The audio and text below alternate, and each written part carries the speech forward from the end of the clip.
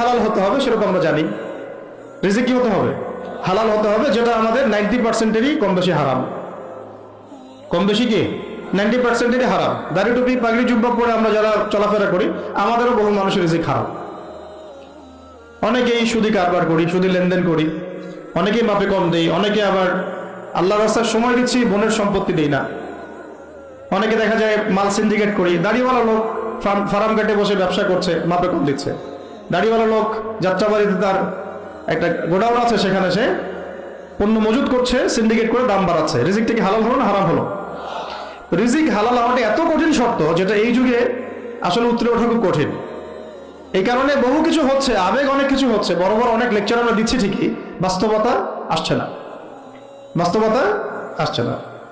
বাস্তবতা হচ্ছে এমন যে আমাদের একজন উপদেষ্টা সাহেব বসে আছেন, তার সামনে দাঁড়িয়ে আলোচনা যিনি করছেন, বক্তব্য যিনি দিচ্ছেন, উচিত ছিল তাকে বসিয়ে মাইক্রোফোন দেয়া, তার দাঁড়িয়ে আলোচনা শোনা।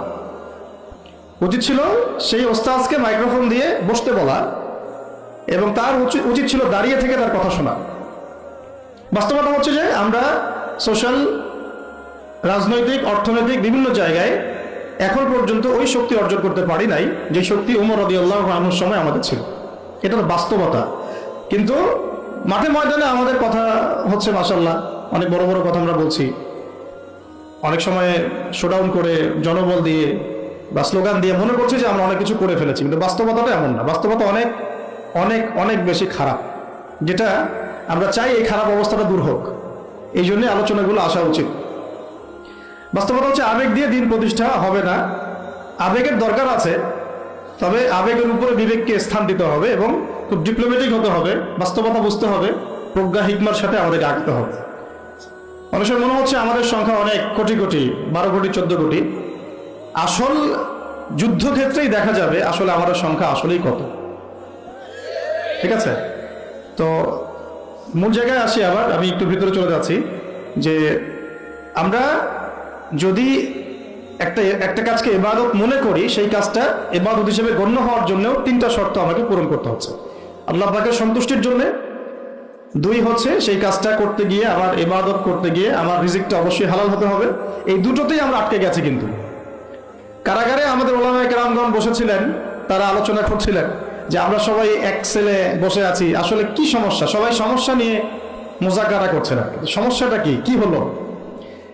তো নাম বলতে চাচ্ছি না, আমাদের অনেক শ্রদ্ধেয় উলামায়ে কেরাম তাদের অনেকেই বলেছিলেন যে মনে হয় ইখলাস ঠিক নাই, মনে হয় ইখলাস ঠিক নাই। হ্যাঁ, যদি ইখলাস ঠিক না থাকে কাজে বরকত আসবে না। ইখলাস কি?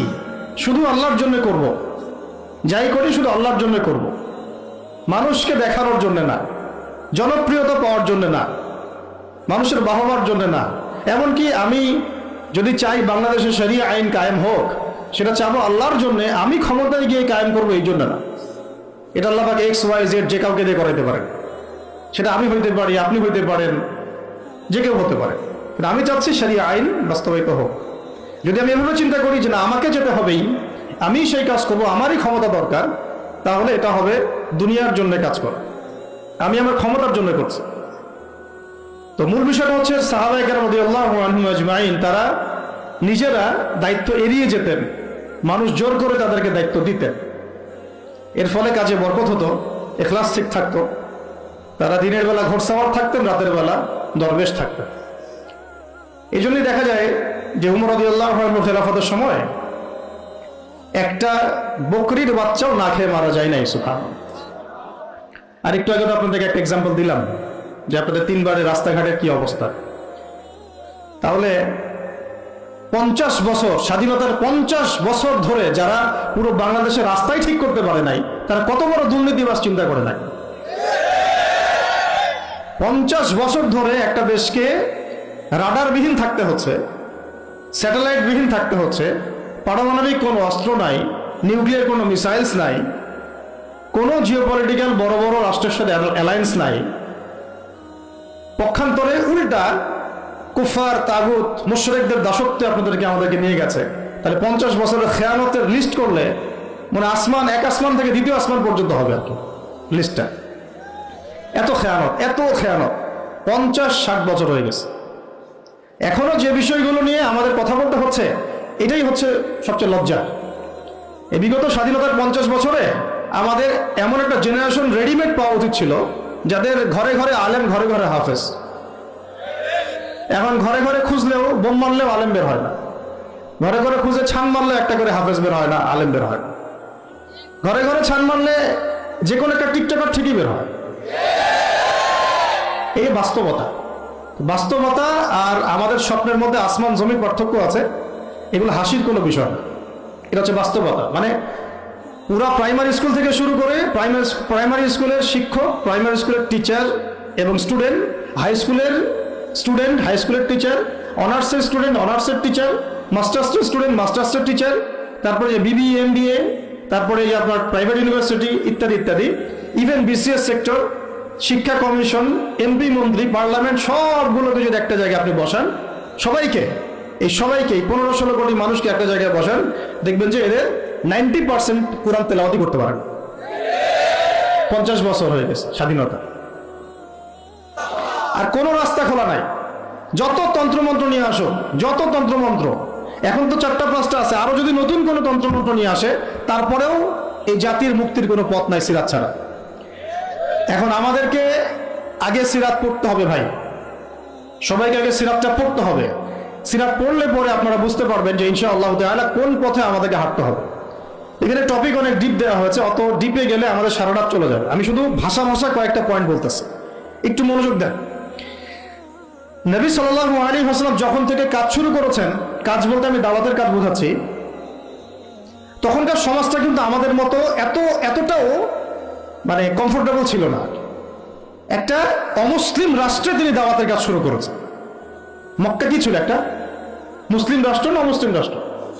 অমুসলিম একটা রাষ্ট্রে তিনি অ্যাজ এ নবী তার দাওয়াতের কাজ শুরু করেছেন। সুবহানাল্লাহ। এবং তিনি সেই রাষ্ট্রের একজন পরিচিত ব্যক্তিত্ব, যাকে আস-সাদিক আল-আমিন বলে ডাকা হয়, যার আগেও কোনো গুনাহ নাই, পরেও কোনো গুনাহ নাই। এমন একজন ব্যক্তিত্ব তিনি, যার আগেও কোনো গুনাহ নাই, পরেও কোনো গুনাহ নাই, এবং তিনি একটা অমুসলিম রাষ্ট্রে ওহী প্রাপ্ত হয়ে দাওয়াতের কাজ শুরু করলেন। আর আমরা তো মুসলিম রাষ্ট্রে বসে আছি, আমরা তো মক্কায় নাই। আমরা কি মক্কায় আছি? আমরা তো মক্কায় নাই। যদি মক্কায় না থাকি, তাহলে এইরকম নতজানু পররাষ্ট্রনীতি কেন? আমরা যদি মক্কার মতো পরিবেশে না থাকি, তাহলে এত নতজানু পররাষ্ট্রনীতি কেন? তাহলে ভারতের মধ্যে আমাদের যে মুসলিম ভাইরা আছে, তারা কি করবে? তাহলে ভারতের যে মুসলিম ভাইরা আছে, তারা কি করবে? তারা কি ওদের পা ধরে ইয়া করবে, সালাম করবে? হিন্দুদের পা ধরে সালাম করবে? বলেন তো। আমরা তো একটা মুসলিম রাষ্ট্রে আছি, তো মুসলিম রাষ্ট্রে থাকতে এত নতজানু পররাষ্ট্রনীতি কেন? এত দাসত্বের শৃঙ্খল কেন? তো তিনি দাওয়াতের কাজ শুরু করেছেন প্রথম কি দিয়ে, এটা একটা ফ্যাক্ট। আমরা আসলে আলোচনাগুলো আপনাদের চাইতে তাদের শোনা দরকার, যারা আলোচনা যারা করে আর কি। মানে আমি চাই বেশি বেশি তাদের সাথে কনভারসেশন করতে, যারা উম্মাকে নিয়ে ফিকির করেন, কোন দাওয়াতের কাজ করতে চান, বা মুআল্লিম বা আলেম বা হাফেজ, তাদের সাথে কথা বলা দরকার। তাদেরকে আগে বোঝানো দরকার বিষয়গুলো। অনেকেই বুঝেন না। অনেকে বায়াবিও দাওয়াতি কাজ করছেন উইদাউট এনি প্ল্যাটফর্ম। অনেকে দাওয়াতি কাজ করছেন উইদাউট এনি কানেকশন উইথ ওলামা। আলেমদের সাথে কোনো কানেকশন নেই, দাওয়াতের কাজ করতে আসেন, একটা বায়াবিও প্ল্যাটফর্ম ক্রিয়েট করে রাখতেছেন। তো আমাদেরকে আগে তাদের সাথে কথাবার্তা বলা দরকার, যে মৌলিকভাবে আমরা আসলে কিভাবে আগাবো আর কি।